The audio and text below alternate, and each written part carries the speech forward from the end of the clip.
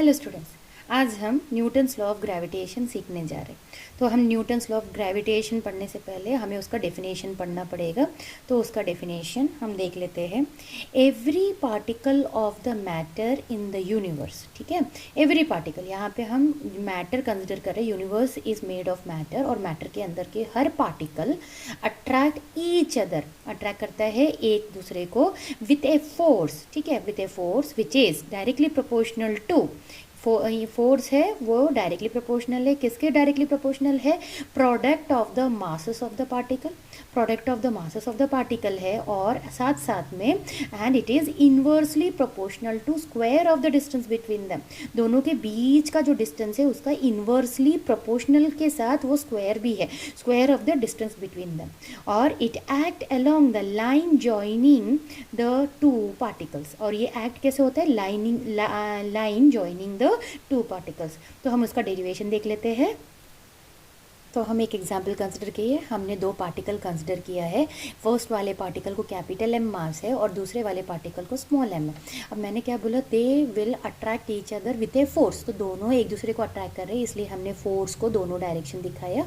And they are separated by a distance small r. तो लिख लेते हैं जल्दी से। If capital M and small m be the masses of two bodies separated by distance small r, तो हमने क्या बोला था, फोर्स डायरेक्टली प्रोपोर्शनल है capital M product of the masses and inversely proportional to है square of the distance between them. But साथ में हमें ये भी पता है नेगेटिव है, क्योंकि फोर्स कैसा है, अट्रैक्टिव फोर्स होने के कारण यहाँ पे मुझे नेगेटिव साइन देना पड़ेगा, ठीक है। तो मैं प्रोपोर्शनलिटी हटाती हूँ तो मुझे क्या करना पड़ेगा, मुझे वहाँ पे इंट्रोड्यूस करना पड़ेगा capital G m into m upon r square, where capital G is the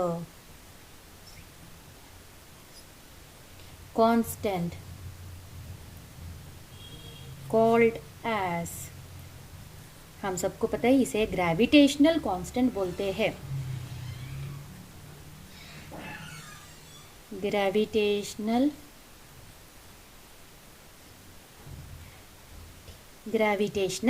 constant, negative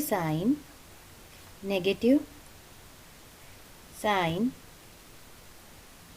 indicates the force is attractive। अभी हम ग्रेविटेशनल कांस्टेंट के बारे में थोड़ा सा देख लेते हैं। ग्रेविटेशनल कांस्टेंट क्या है देख लेते हैं। तो अभी हम मैग्नीट्यूड, सिर्फ फोर्स का मैग्नीट्यूड देखेंगे, वहाँ पे हम कोई नेगेटिव साइन डायरेक्शन नहीं देख रहे, तो हमें सिर्फ मैग्नीट्यूड देखना है। The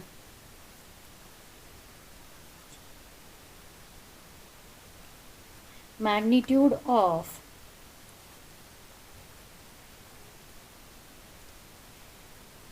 gravitational force is given by, अभी हमने देखा F is equal to G capital M into small m divided by R square.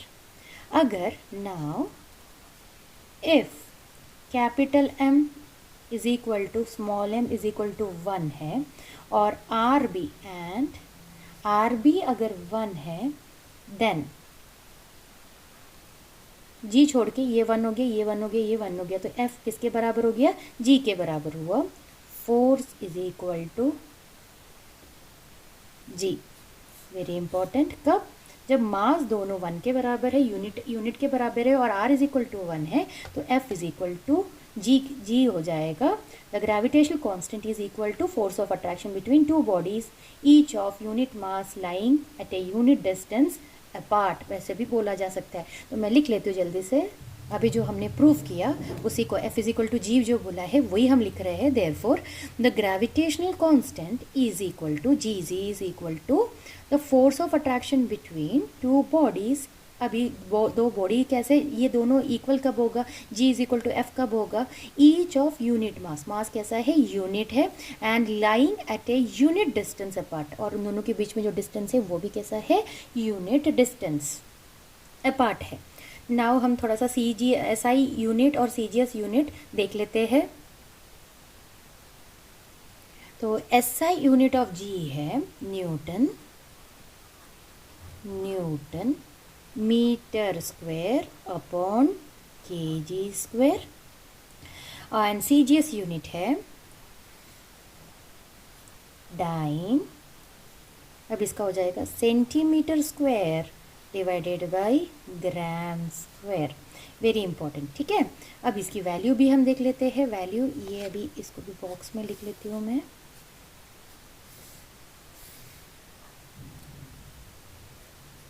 The value of G is 6.66 into 10⁻⁻11। इसकी वैल्यू कितनी है 6.66 इंटू 10⁻⁻11 न्यूटन मीटर स्क्वायर पर kg square. And इसका dimension देख लेते हैं।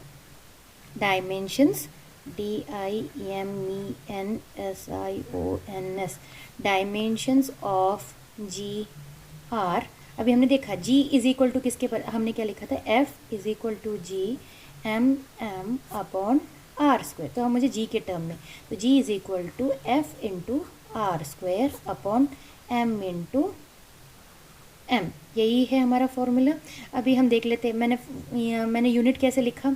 तो ये F है फोर्स, यानी फोर्स में ऐसा यूनिट में फोर्स रहेगा न्यूटन, न्यूटन मीटर स्क्वायर, क्योंकि R है, R यानी डिस्टेंस हो गया, डिवाइडेड बाई ये दोनों भी kg, इसलिए kg square, newton metre square upon kg square. अब हम इसका डायमेंशन देखेंगे। तो मुझे फोर्स का डायमेंशन ऑलरेडी पता है, M1 L1 T-2 है, ये हो गया डिस्टेंस स्क्वायर है इसलिए L स्क्वायर हो गया, डिवाइडेड बाई मास स्क्वायर है M स्क्वायर। तो ये हो गया हमारा m⁻⁻2 और +1 -1 L 1 है, ये 2 है, L3 T-2। तो G का जो डायमेंशंस है वो m⁻⁻1 L³ T-2। Thank you.